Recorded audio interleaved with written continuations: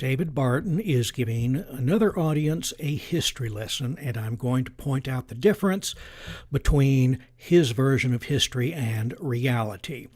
The numbers appearing on the screen are the time in the original speech where he makes these comments, so you can check out the context for yourself. There will be plenty of references in the comments section below. Well, early in the Revolution, when the British generals were veterans, these guys are the best military in the world, most powerful military in the world, best trained, best experienced. They have the infant American army trapped out on Long Island. And instead of doing what any good military leader would do, and that is when you get the enemy trapped, crush them, take care of them right then, put this thing to bed. When you get your foot on the neck of an enemy, you don't let them up. They said, there's no use capturing the Americans today. We'll do it in the morning. We got plenty of time. They can't go anywhere. They're all trapped in there.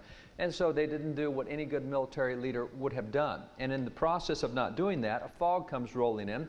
That fog comes rolling in, and Washington, his troops are out trapped on that peninsula. And Washington sends guys out to find every boat they can up and down that coastline. They brought all these boats back. They loaded all his troops on. They got them off. They're going across the bay. And the next morning, as the fog lifts, the only thing the British see is the last boat going over the horizon. No, Mr. Barton, George Washington did not wait until a fog rolled in to evacuate. He planned a nighttime evacuation long before then, and the evacuation was nearly complete before the morning fog helped conceal the departure of the last of the troops.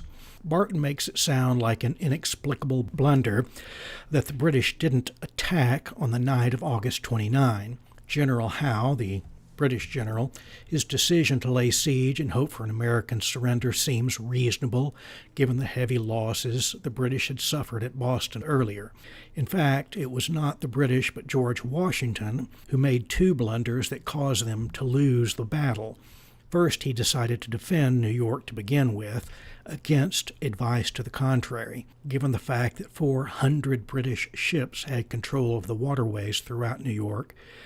His task was virtually impossible. Secondly, he failed to guard the Jamaica Pass on Long Island, which allowed General Howe to land 10,000 troops on the island undetected.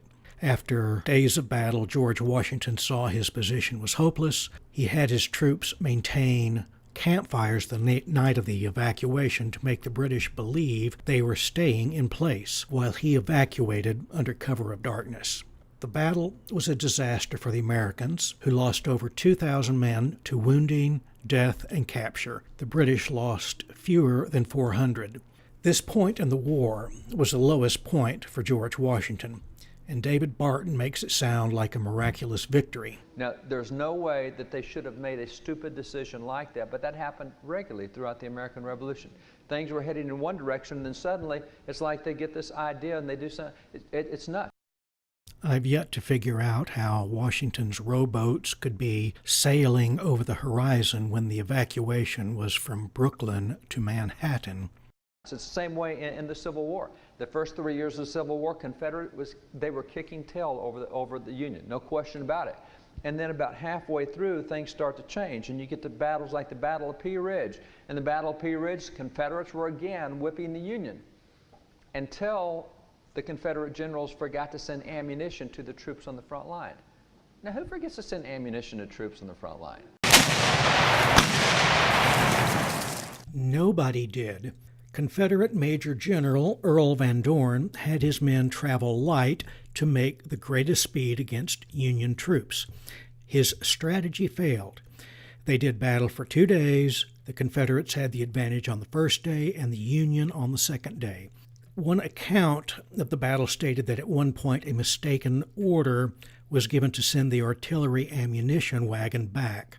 This is the closest that any account comes to Barton's claim that the generals forgot to send ammunition. Both of these battles involved an army successfully retreating when the cause looked hopeless. In one case, the winning army was British.